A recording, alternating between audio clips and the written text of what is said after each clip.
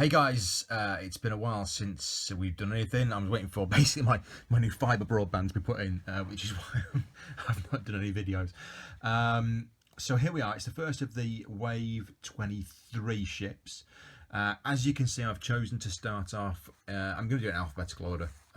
So we started off with the Amar, which is a Klingon K'T'inga Class ship from the motion picture. In fact, it's the first ship we actually see during the motion picture.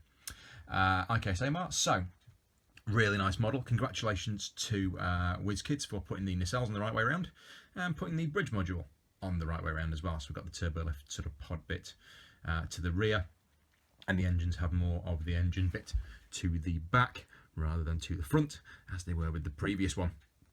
Paint job's pretty decent. Nice bit of highlighting done on the panelling with the gold and the silver, and that also carries on onto the bottom. I'm not too keen on the Klingon emblem, which does look a little bit off. I think the points are actually not quite where they should be, but overall it's a pretty decent little model.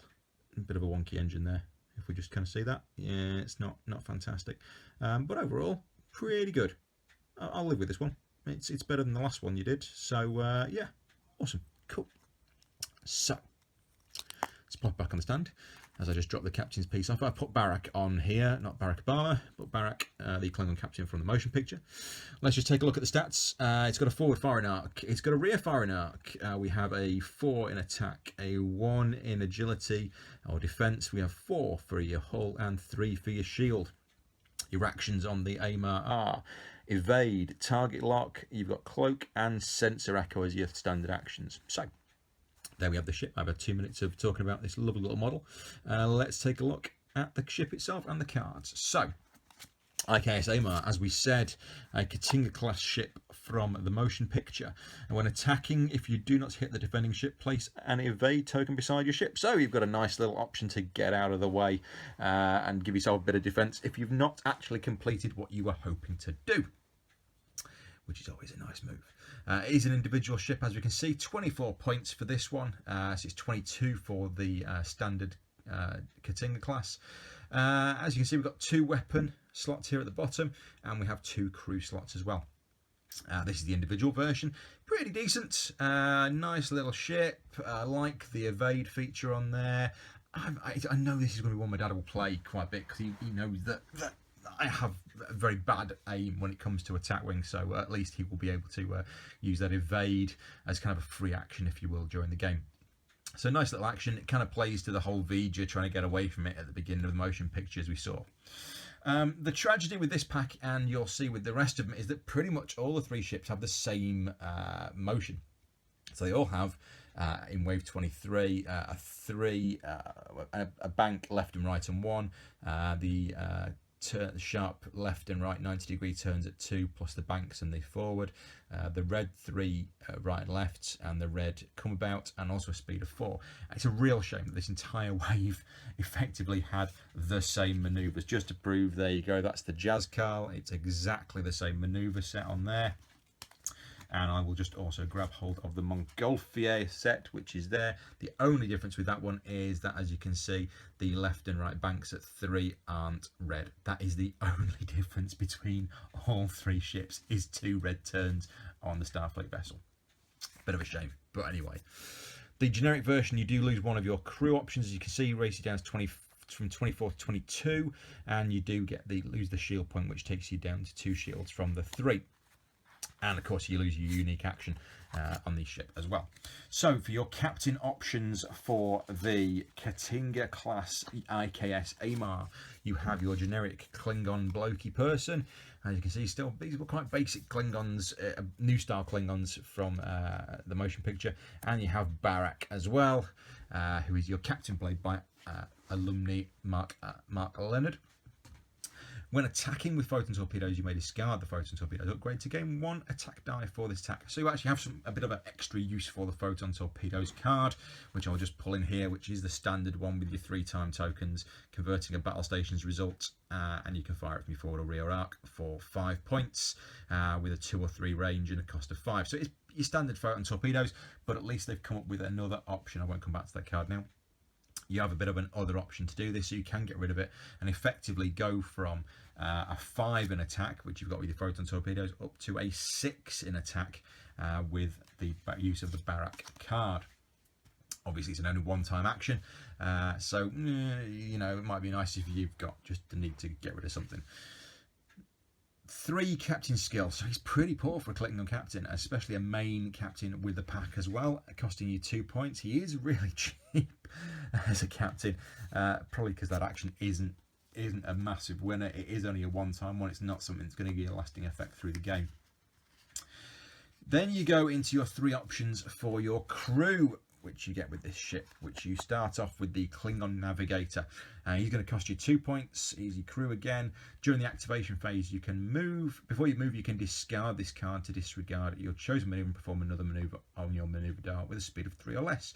Treat this maneuver as a red maneuver. So you can only have one of these. It's a pretty standard maneuver that we've seen on other ones where you can see what everybody else is doing. The problem that you've got is if you use Barak, you will have a captain skill that is potentially lower than everybody else. So you're probably going to be using your higher captains, your Gaurons, your Martoks, your Worfs potentially, as part of this if you're staying with the Klingon faction. To really get the benefit of this, if you're having a 7 or an 8 where you are going to move later in the activation phase. If you're moving earlier, you are going to be second guessing people, and unless you've got an enemy who's got a particularly lower starting skill, captain skill than you have, I really don't see much use for this. But definitely, if you've got a higher captain skill, it's going to give you the opportunity to sort of second guess them and take yourself elsewhere. Klingon Helmsman, he is a discard against. This is a second discard. It's a 3-point discard, as you can see in the bottom corner. You can discard this card to immediately perform an additional 1 come about or 2 come about maneuver. Treat this as a red maneuver. Pretty cool.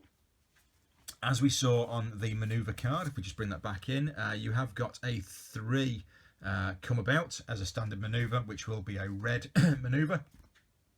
But at least here you've got the option that you can just turn around in a shorter space. It's still going to be a red maneuver, but you have got the ability to do a second maneuver, if you will, during your action phase. It does cost you 5 extra points for any non-Klingon ship and cannot be deployed to a ship that does not have a come about maneuver on its dial. So there are certain stipulations on this one. You can't just whack it on anything. So you couldn't stick it on your Enterprise D, for example, or one of your other Federation ships that doesn't have that come about maneuver, or any other ship that doesn't have a come about maneuver, to be fair. But it's a nice little addition that you aren't going to have to go all the way for the 3 turn around. It means if you've got a 1 or a 2, potentially you can spin, and then you're going to be able to maybe attack straight away due to having that maneuver, which has cut down your attack distance. Finally, again for 3 points, we have Klingon Tactical Officer. I mean, just as a point, I remember talking about on one of the previous waves, I think it was either the Romulan ship or another Klingon ship, about having these generic officers, or whether or not, I doubt that they've listened to me, but it's nice that we've got 3 kind of generic officer versions within the Amar. So here we have Klingon Tactical Officer, 3 points. He's actually a disable card, sorry, right? So he's the only one of the 3 that's a disable, 3-point disable, not too bad. When attacking with your primary weapon during the modify attack dice step, you can disable this card to spend your evade token to convert one of your battle stations results into a damage result. Works a little bit like a photon torpedo attack, so effectively you're turning your main weapon into a photon torpedo attack for the first time. It is a 4, which is your primary weapon, as you can see from the ship here. So you have the ability to then turn. Oh no, sorry, I'm going to reread that. You can disable this card to spend your evade token to convert one of your battle stations. So you spend your evade that you have beside the ship and turn one of your results on your attack into the damage result. I was reading that completely wrong there for a moment. I have no idea why.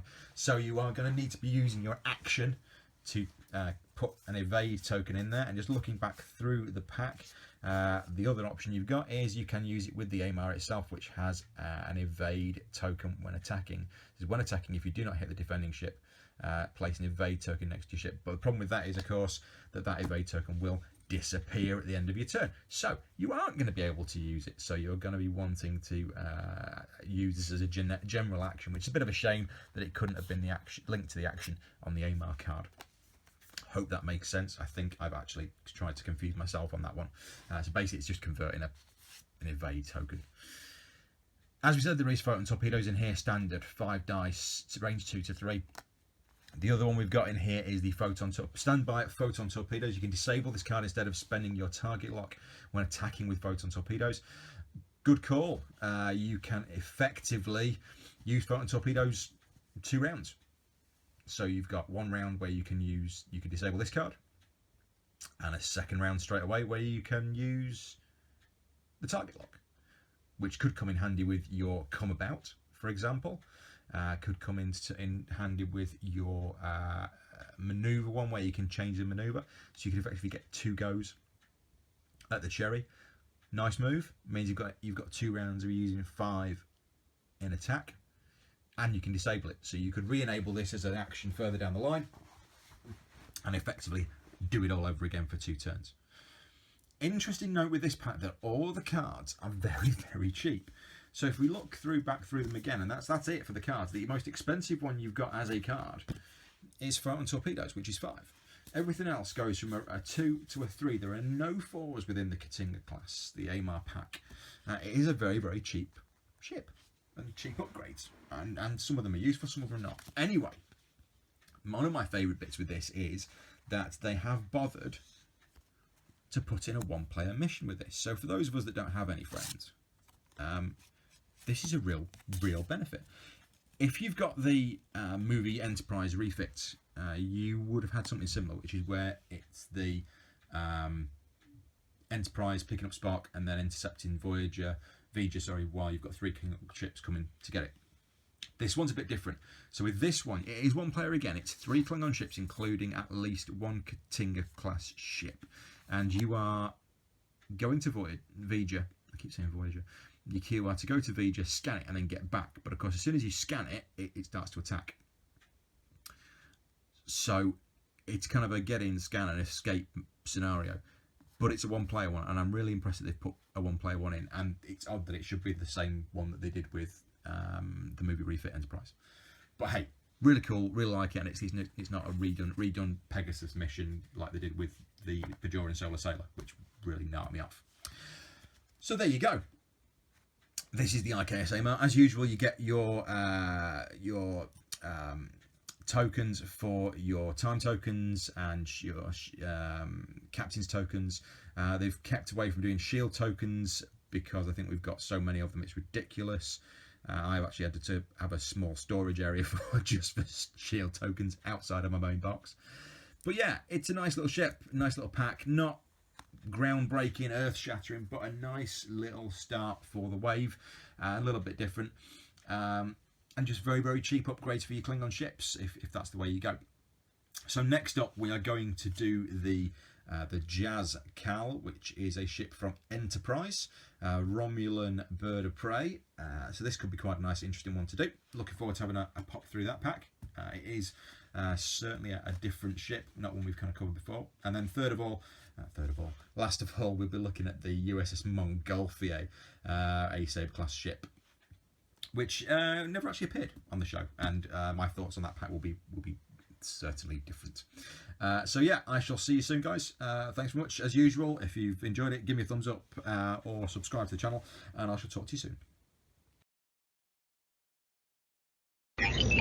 Transfer complete.